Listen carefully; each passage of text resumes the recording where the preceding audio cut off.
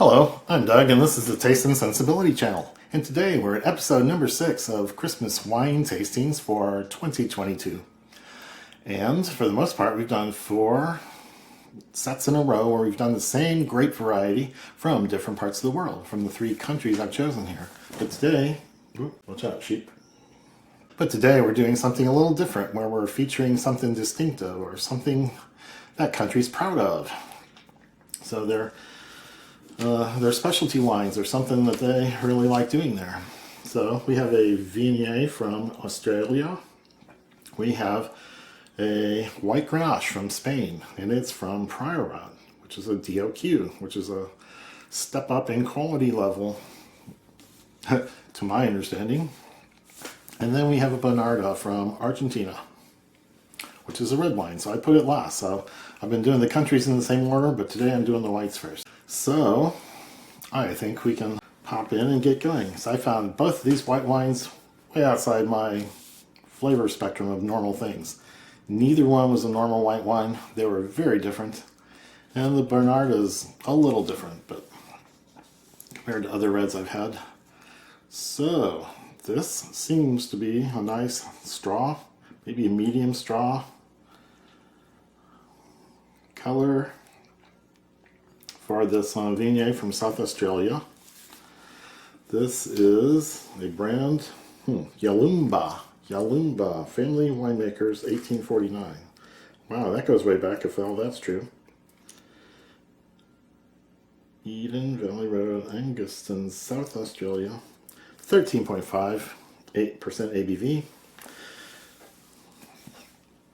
And so, Viognier is made in France, and highly thought of there, and they have a few places where they grow it in Australia. So I'm going to nose. Wow, okay, that is fairly typical for a white, but it's got extra things that are hard to identify. There might be a lime, there might be a lemon on the nose, lemon peel, lime peel, the oil, not the juice.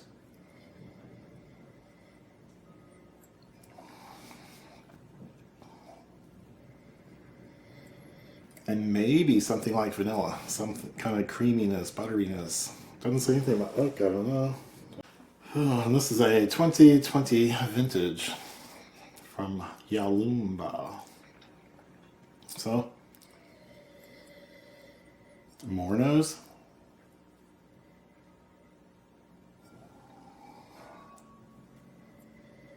There are things that are hard to describe. Maybe baking spices, maybe food, maybe not food.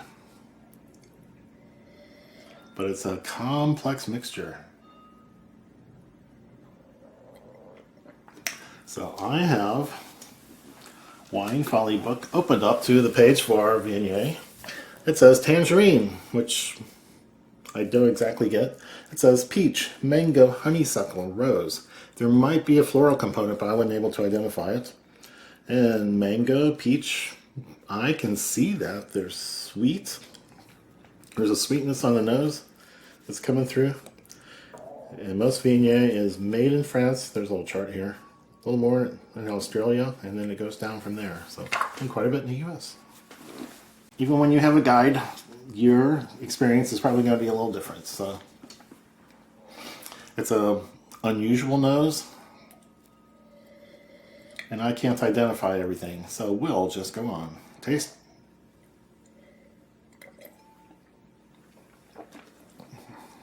Wow. There is, it's not a sweetness, but it's so many different fruits. It's like mixing peach and tangerine and mango and floral notes. And it's not as dry as many of the whites have been. So it's pretty interesting. It covers a bigger flavor spectrum than most. It's just way out on one edge of the white flavor spectrum I've been exposed to. So that's interesting. I don't know if they oak it, but it's got a creaminess to it, a buttery taste. Doesn't say anything about oak on the back, and I don't know if they usually do Viognier that way.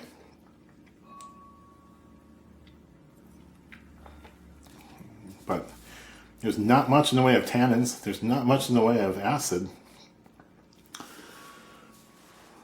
And I'm drinking this at about 50 to 55 degrees F. So it's in a good range for flavor of a white wine. So I like it. It's good. It's not on the edge of the flavor spectrum I'm used to, because it's a mixture of so many complicated things that I can't say I've had before. Interesting fruity mixture. I think in my notes that I did on my first tasting, I wrote down juicy fruit gum. So I am liking this a lot, and I'll enjoy the rest of the bottle. So Viognier from Australia is very worthwhile. It'll make me want to go try some from France or from the US. So that's a good one. So let's clean up a little bit. Now this one is a White Grenache. Spain is full of Grenache, which they call Garnacha. And this White Grenache has the name White Grenache on the label. It also has the Spanish. And I don't even know how to say the name of the Les Notes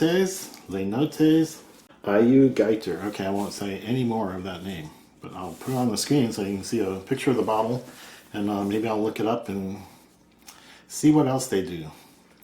So Priorat in Spain is a special region, which is a DOQ and not just a DO. So I think if you do one of the grapes that's recommended from there or allowed from there, then you get to put DOQ on your bottle if you keep up to certain standards. So this one is a 2019 vintage and 14.2, and this color is much lighter.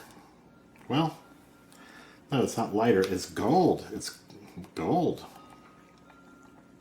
It's about the same intensity as the Viognier, but it's way to the gold side. Okay, that's interesting. And then I found this one very different than most whites I've been tasting also. So, nose. Oh, wow. Yep, it's not one of those dry, fruity, aromatic things. It's a muted, fruity, sweet things that more like melon. A plum. It could be a couple of floral notes, but unidentifiable. Let's see. Grenache and Grenache Blanc is right after Grenache in her book. And most of it's in France. The rest of it's in Spain. And that's about it for the whole world. Here are the tasting notes. Yellow plum, which I have no idea how it's different than other plums. Pear, lemon zest, honeysuckle, toast. Huh. No tannins, little acidity, medium body. So, okay. I'm getting odd fruit flavors, fruit aromas that I don't usually get in white wines. I can see pear. I don't know about yellow plum. It's fruity and doesn't strike me as I don't think it's gonna be dry when I smell this. Okay, so on to the palate.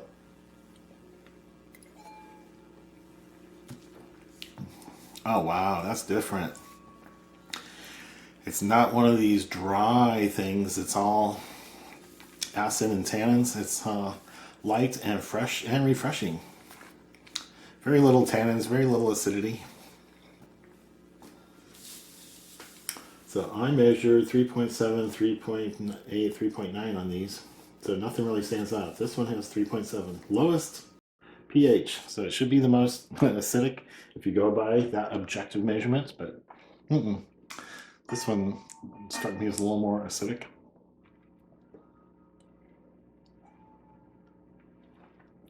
That is pleasant. It doesn't go dry, it doesn't go acid, it doesn't go tanniny in the least. I like it.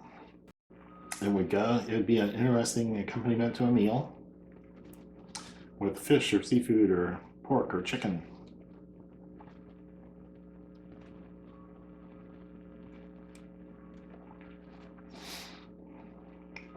So I can't say the name. I can't say most of the flavors I get, but I like it. It is a fruity, nice white wine that's way over on one edge of the spectrum of all the whites I've tasted. And there's a lot to like about it. And I can sort of feel that 14.2% ABV. It's hitting the back of my throat and it's hitting my brainstem. So I will quit on that. Now we're moving to Argentina.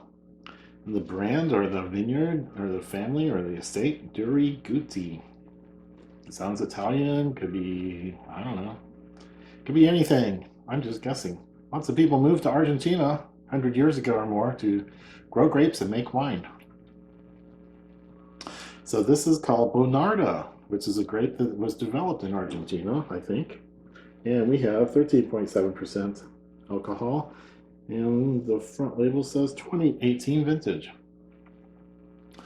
So it is a nice red. And Madeline says it's a lot like Malbec, but we will see. On the color, I am seeing that it's not very opaque. I can see through at the edges, and it's a red. It's to the ruby side, garnety at the edges. But it's not a deep ruby. I can see pretty far into it, so it's not especially dark. And on the nose, oh wow, that's an extra note that I don't pick up on Malbec or Merlot or Pinot Noir or Cabs. Wow, it's up. Wow, it's very fragrant, very aromatic. It's not quite a licorice. It's not quite a, it might be some sort of baking spice. Fennel, cardamom, and it's a mixture of spices, so it's hard to pull apart or pick out any individual thing that you know. But it's like baking spices, like a mixture. What else? Fruit might be just plums, vague plumminess. Cherry. It's hard to say. It would be a dark cherry. Okay, striking out. I'm not getting anything else on the nose. So, palate.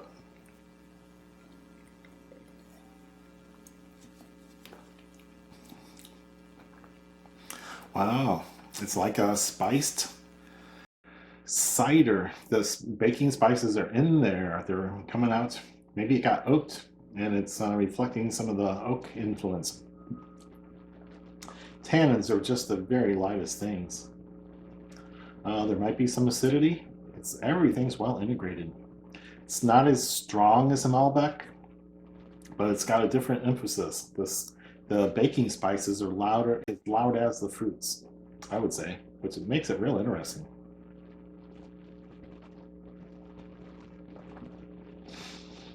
So I don't know if that's from oak aging or just from the grape or the winemaking process.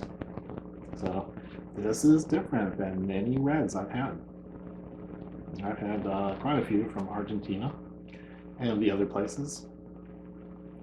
And this is unique. I like it. And, you know, they put their scores on the little neck tag, so 91 points from somebody. James Zeppelin. So when they get a high rating, they let you know it. So I don't do numerical ratings because I don't know enough.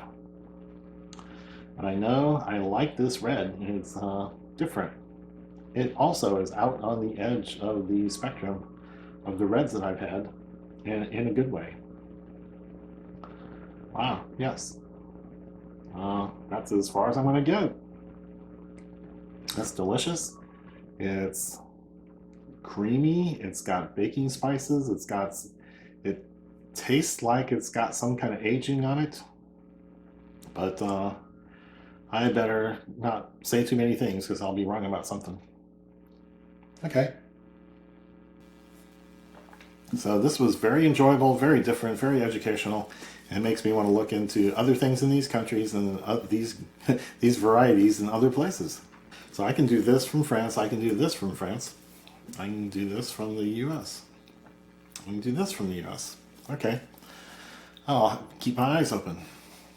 So there's only one more wine tasting left, which will be on red blends. And today's wine verse is from Numbers 18. All the best of the oil and all the best of the wine and the grain, the first fruits of what they give to the Lord, I give to you. So we're going to have one more video, so come back for that. And Merry Christmas.